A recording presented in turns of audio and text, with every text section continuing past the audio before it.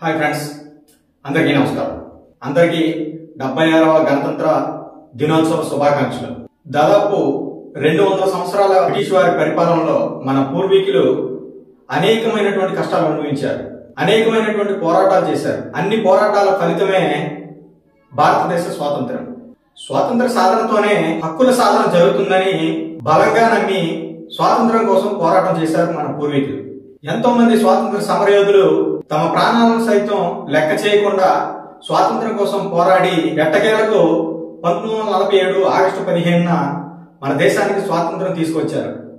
అయితే ఈ స్వాతంత్రం సాధించిన తర్వాత మనకంటూ ఒక ప్రత్యేకమైనటువంటి రాజ్యాంగం లేదు. అయితే ఈ రాజ్యాంగం కోసం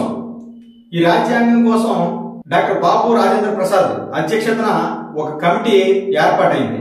ఈ కమిటీ ఏం చేసిందంటే, ప్రఖ్యాత న్యాయ కోవిదులైనటువంటి డాక్టర్ బిఆర్ అంబేద్కర్ అధ్యక్షతన ఒక ముసాయిదా కమిటీని ఏర్పాటు చేసి, దానికి బిఆర్ అంబేద్కర్ ను చైర్మన్ గా చేసి ఒక ముసాయిదా కమిటీని తయారు చేసి రాజ్యాంగ రచన బాధ్యతను వాళ్ళకి అప్పగించారు.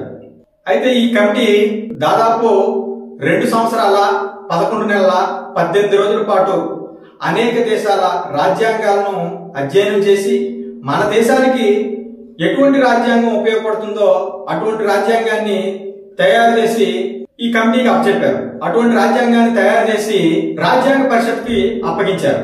అయితే ఈ రాజ్యాంగం తయారు చేయడంలో దాదాపు 299 మంది, ఒక 70 మందిని ప్రభుత్వం నామినేట్ చేస్తే మిగతా 229 మందిని వివిధ ప్రాంతాల నుంచి అన్ని కుల మతాలను కలుపుకుంటూ సామాజిక న్యాయపరంగా ఈ 229 మందిని ఎంపిక చేసి మిగిలిన దేశాల తాలూకా రాజ్యాంగాలను అధ్యయనం చేసి మనకి ఎటువంటి రాజ్యాంగం అయితే ఉపయోగపడుతుందో అటువంటి రాజ్యాంగాన్ని తయారు చేసి కమిటీ ముందు ఉంచారు. ఈ రాజ్యాంగాన్ని 1949 నవంబర్ 26వ తేదీన ఆమోదించారు.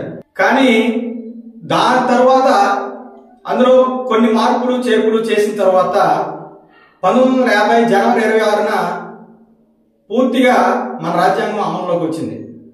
దీనికి గుర్తుగా ప్రతి సంవత్సరం మనం గణతంత్ర వేడుకలు జనవరి 26న మాత్రమే జరుపుకుంటాం. అయితే ఈ అమలు 1950 జనవరి 26న జరిగింది కదా. ఈ జనవరి 26నే ఎందుకు ఎంచుకున్నారు అనే దానికి ఒక కారణం ఉంది. అప్పట్లో భారతదేశానికి స్వాతంత్రం రాకముందు జవహర్లాల్ నెహ్రూ, సుభాష్ చంద్రబోస్ కలిసి హక్కుల సాధన కోసం మనం బ్రిటిష్ వారితో ఎందుకు పోరాటం చేయాలి, హక్కుల సాధన కోసం బ్రిటిష్ వారితో పోరాటం చేయడం కంటే స్వాతంత్ర సాధనతోనే మన హక్కుల సాధన సాధ్యం అవుతుందని చెప్పి నమ్మి ఎలాగైనా స్వాతంత్రం సాధించుకోవాలి అనే దృఢ సంకల్పంతో లాహోర్లోని భారత జాతీయ కాంగ్రెస్ లో ఒక తీర్మానం చేసి 1930 జనవరి 26న అన్ని పట్టణాలు, నగరాల్లో జాతీయ జెండా ఎగురవేయాలని చెప్పి ఒక పిలుపునిచ్చారు. దానికి గుర్తుగా ఈ రాజ్యాంగాన్ని 1950 జనవరి 26న పూర్తిగా అమలులోకి తీసుకొచ్చి ఆ రోజు నుంచి ప్రతి ఏటా జనవరి 26వ తేదీన గణతంత్ర వేడుకలు ఘనంగా నిర్వహించుకుంటున్నాం. గణం అంటే సంపూర్ణం అని అర్థం, తంత్రం అంటే ఆలోచన అని అర్థం. గణతంత్రం అంటే అనేక మంది మేధావుల తాలూకా సంపూర్ణ ఆలోచనల సమాహారమే ఈ గణతంత్ర దినోత్సవం. స్వాతంత్ర అనంతరం మనకంటూ ఒక రాజ్యాంగాన్ని ఏర్పాటు చేసుకున్న తర్వాత దేశం అనేక రకాలుగా ఆర్థిక, వైజ్ఞానిక, సాంస్కృతిక, విద్యా రంగాల్లో అనేకమైనటువంటి విప్లవాత్మక మార్పులు సాధించాం. అయితే మనకంటే ఆలస్యంగా స్వాతంత్రం సాధించుకున్న అనేక దేశాలు, చిన్న దేశాలు మనకంటే ఆర్థికంగా, సాంకేతికంగా, విద్యాపరంగా ముందున్నాయి. దీనికి కారణం ఏంటంటే, మనం రాజ్యాంగం మనకు కల్పించినటువంటి హక్కులతో పాటు విధులను కూడా గుర్తించాలి.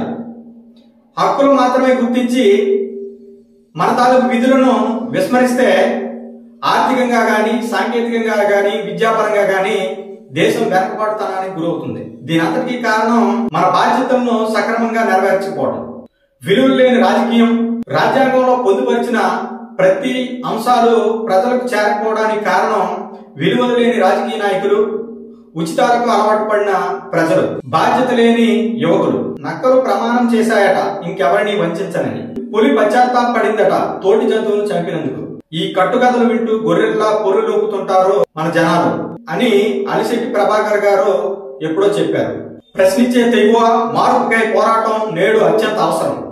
నడవలేని ముసలివాడి పొట్టలో కత్తిని దింపి వాడి ప్రేగులు తీసిన దృశ్యం కన్నా దారుణంగా, ఒక పసిగొడ్డు కాళ్ళు చేతులు తెగ్గోసిన దృశ్యం కన్నా భయంకరంగా, పురిటి నొప్పులు పడుతున్న స్త్రీపై అత్యాచారం చేసిన కామాంధుడి ఆకారం కన్నా వికారంగా నా దేశం కనబడుతుంది, కలవర పెడుతుంది అంటారు అలిశెట్టి ప్రభాకర్ గారు. అందుకే నిజమైన అభివృద్ధి రాజకీయ ప్రక్షాళన కావాలి. విద్యార్థులు, యువత డబ్బు సంపాదనే ధ్యేయంగా కాకుండా నీతివంతంగా ఉన్న రాజకీయం కూడా ఒక ఉద్యోగం అని భావించి రాజకీయాల్లోకి ప్రవేశించాలి. జలాశయాల్లో విర్రవీగే మొసళ్లను, బల్ల కింద చేతులు పెట్టే లంచగొండి తేలుకొండుల్ని ఇంకా మరెన్నో నాశనం చేయాలి. దేశాన్ని ముందుకు నడిపించాలి. జై హింద్.